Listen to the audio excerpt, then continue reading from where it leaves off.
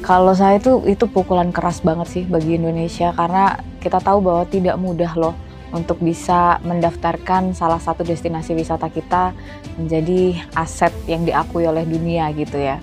Karena ini bisa disebut premanisme dan ini bisa menghambat jumlah kedatangan wisatawan di satu destinasi tersebut. Makanya di dalam revisi undang-undang ini kita tegaskan peran pemerintah, utamanya dalam hal ini adalah Kementerian Pariwisata, harus benar-benar proaktif bekerja sama dengan banyak pihak.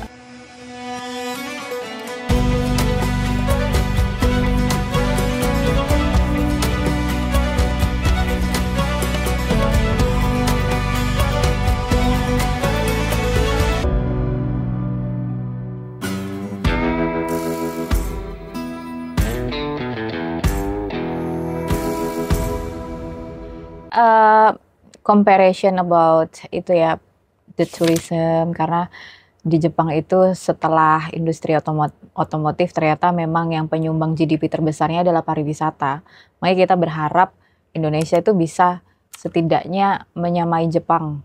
Bagaimana pariwisata kita dengan kekayaan yang lebih banyak daripada Jepang, tapi kita bisa memonetize pariwisata kita menjadi sumber-sumber pendapatan baru negara kita gitu.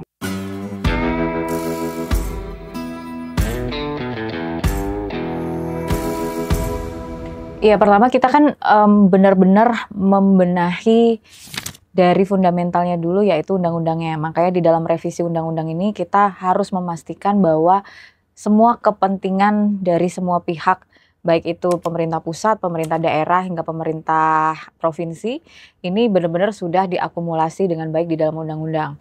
Terus kemudian bagaimana setiap destinasi wisata yang ada di Indonesia ini bisa dipromosikan lebih baik. Makanya Komisi 7 ini mendorong adanya lembaga pariwisata yang bisa menjadi motor penggerak promosi pariwisata Indonesia.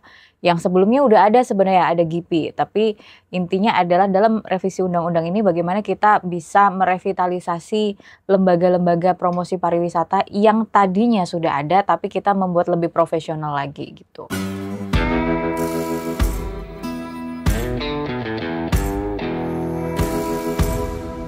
Kalau saya itu pukulan keras banget sih bagi Indonesia karena kita tahu bahwa tidak mudah loh untuk bisa mendaftarkan salah satu destinasi wisata kita menjadi aset yang diakui oleh dunia gitu ya.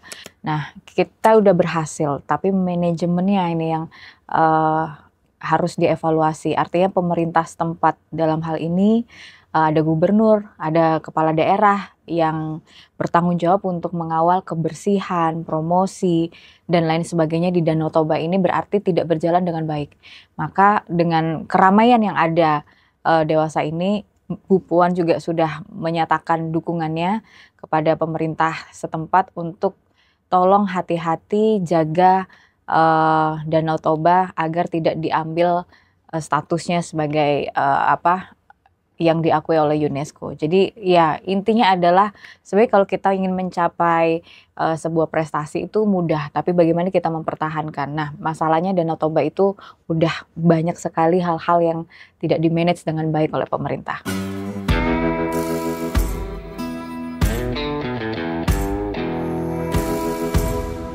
Sebenarnya kalau dari perspektif saya itu ya memaklumi sebenarnya namanya kondisi ekonomi sekarang juga semuanya serba susah, ya mereka cari-cari cara sebenarnya gimana caranya dapat tambahan uang. Meskipun kalau kita melihat dari gambaran makronya ini tidak baik ya, karena ini bisa disebut premanisme dan ini bisa menghambat jumlah kedatangan wisatawan di satu destinasi tersebut. Nah, ini dari kami Komisi 7 sebenarnya udah membicarakan ini udah banyak banget gitu. Kita membicarakan bagaimana nih Kementerian Pariwisata dapat menanggulangi setiap kejadian-kejadian yang ada di daerah seperti premanisme, kemudian harga tiket saja yang masyarakat tuh harus bayar berkali-kali, udah bayar lagi. Makanya kita mendorong adanya transformasi ke digital. Jadi ketika orang mau datang nih, katakanlah kalau saya dapilnya dapil 7 kami punya Pantai Mutiara misalnya ya. Nah, orang beli karcis di Pantai Mutiara itu akan lebih baik kalau ini sudah go digital. Jadi semua transparan. Sebenarnya harga karcis itu harganya berapa sih? 5.000, 2.000, 10.000. Tapi begitu udah dibeli dari digital, ya semua akan baik-baik saja. Ini yang kita dorong untuk transformasi ke digitalnya untuk mempermudah agar tidak lagi ada kesempatan dan ruang bagi premanisme yang ada di sekitaran destinasi wisata. Memang harus diatur memang. Makanya fungsi dari revisi undang-undang ini banyak sekali kebocoran-kebocoran ekonomi sebenarnya, utamanya di dalam sektor pariwisata. Kita mengupayakan semoga dengan ini sudah terrealisasi, revisi undang-undang pariwisata sudah terrealisasi, kita mencoba untuk meminimalisir kebocoran-kebocoran ekonomi dan tentunya untuk bisa menambah value dari pariwisata yang ada di Indonesia.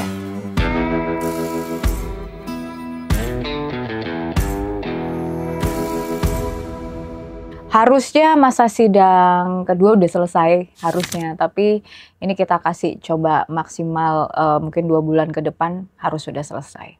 Poin pentingnya adalah masalah kelembagaan, terus kemudian masalah pendidikan, terus masalah infrastruktur dasar, ya, kemudian masalah promosi. Udah 4 ini yang benar-benar menjadi badan penggerak ekonomi di sektor pariwisata. Kita harus benar-benar paham bahwa tidak ada kemajuan pariwisata kalau infrastruktur dasarnya belum siap. Kemudian promosi, tidak ada orang yang mau datang ke satu destinasi kalau nggak dipromosiin gitu. Dan yang kita suarakan sebenarnya kan ada beberapa kawasan pariwisata yang sudah masuk ke kawasan ekonomi khusus ya.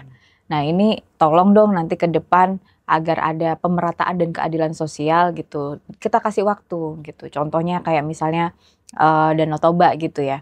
Nah, Danau Toba kalau memang tidak bisa mempertahankan kebersihannya dan lain sebagainya, ya sebenarnya ini tidak membicarakan UNESCO-nya, kita berbicara terpilihnya menjadi kawasan ekonomi khusus karena banyak banget loh daerah-daerah yang juga sama cantiknya juga paling tidak kita butuh untuk membantu mereka sehingga mereka bisa merasa terbantu dipromosikan oleh pemerintah kita sendiri gitu. Makanya di dalam revisi undang-undang ini kita tegaskan peran pemerintah utamanya dalam hal ini adalah Kementerian Pariwisata harus benar-benar proaktif bekerja sama dengan banyak pihak. Nggak hanya linear di sekitar Kementerian Pariwisata saja. Kita lihat medical tourism aja. Saya tuh kalau jalan-jalan ke mall banyak banget travel agent Indonesia menjual rumah sakit Malaysia, rumah sakit Singapura. Sementara kita itu masih belum punya mindset bahwa rumah sakit itu bukan hanya tempat orang sakit, tapi rumah sakit juga tempat berwisata, ada experience di situ. Kemudian dipaketin, jadi orang check up misalnya medical check up dipaketin dengan foto-foto, pakai baju kimono misalnya di sana atau baju khas-khas daerah rumah sakit tersebut, itu kan juga bagian dari medical tourism. Nah, ini yang saya coba dorong kepada Kementerian Pariwisata. Ayo dong Kementerian Pariwisata duduk bersama dengan kementerian terkait. Dalam hal ini adalah Kementerian Kesehatan.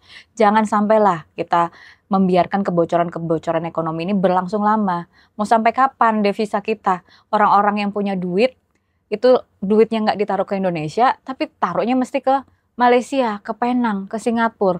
Nah mereka tuh datangnya ke Singapura atau ke Malaysia itu bukan untuk sakit loh mas. Mereka hanya check up.